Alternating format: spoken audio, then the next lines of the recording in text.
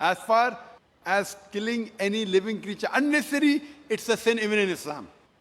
Even in Islam, it's a sin to kill any living creature unnecessary. And there are hadith in which the Prophet has said, when a person was there making a bonfire, the Prophet said, don't make a bonfire there because there are ants.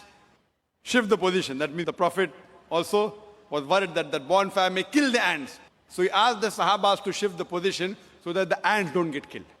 Now coming to a basic question, that why do Muslims have non-veg, killing animals for non-veg, etc.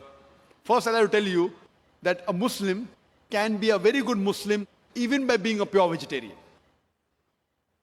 Eating non-veg is not compulsory in Islam. But because our Creator Allah subhanahu wa ta'ala has given permission to have non-veg, why should we not have it? If we analyze, it's mentioned in the Quran, in Surah Ma'idah chapter 5 verse number 1, that eat of the four-footed animals. Eat of the four-footed animals which have been made lawful for you. Quran says in Surah Naik chapter 16 verse number 5 that Almighty God has made for you to eat the meat of the cattle. And several places, Surah Mu'minun chapter 23 verse 21, many places. Now scientifically if we analyze that there is no vegetarian food which has all the requirements for a human being. The human beings require amino acids. They require 21 amino acids, out of which most of them are produced in the body, but 8 have to be supplemented from the diet. These are called as 8 essential amino acids. There is no vegetable which I know of which contains all the 8 amino acids. So there's no vegetable which is a complete food. So you have to take this which is present in the non-veg. Furthermore, if you analyze non-veg food, it's nutritious, rich in vitamin K. And furthermore, if you analyze, if you see the teeth of the herbivorous animals, the cow, the goat, the sheep, they have flat set of teeth. They only eat vegetables, they only touch grass. They don't eat flesh food. If you analyze the set of teeth of the carnivorous animals, tiger, lion, leopard, cheetah, they have a pointed set of teeth. They have a canine set of teeth. These animals are known as carnivorous animals. They only eat flesh. They don't eat vegetables. If you analyze the set of teeth of the human beings, if you go in the mirror and see, we human beings, we have got flat teeth as well as pointed teeth. If Almighty God wanted us to have only vegetables, why did He give us this pointed teeth, canine set of teeth? Why? Because Almighty God wanted us to have both vegetables as well as non-veg, flesh food. If He wanted us to have only vegetables, why did He give us the pointed teeth? Furthermore, if you analyze the digestive system of the human beings, it can digest both veg as well as non-veg. The digestive system of the herbivorous animals, the cow, the goat, the sheep, it can only digest vegetables, it cannot digest flesh food. The digestive system of the carnivorous animals, lion, tiger, leopard, it can only digest flesh food, it cannot digest vegetables.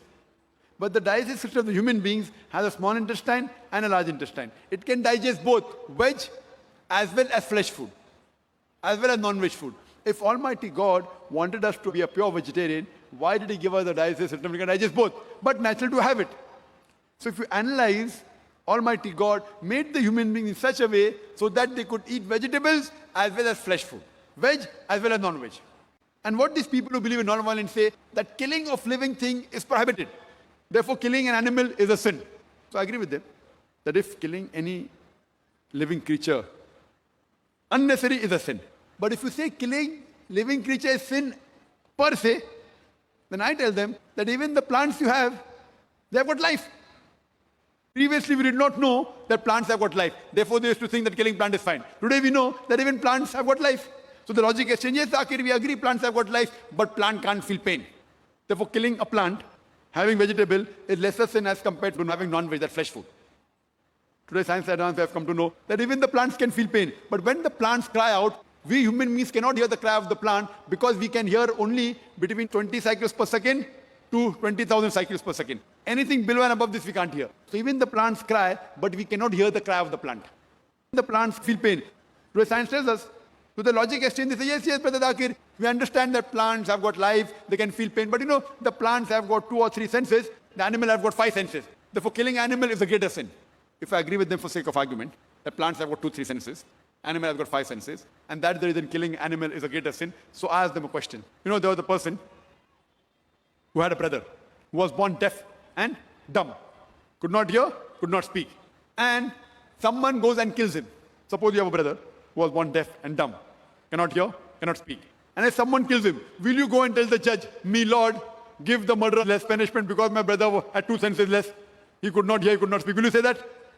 Or you will tell, me Lord, give the murderer double punishment because my brother was masoom, he was innocent. He could not hear, he could not speak.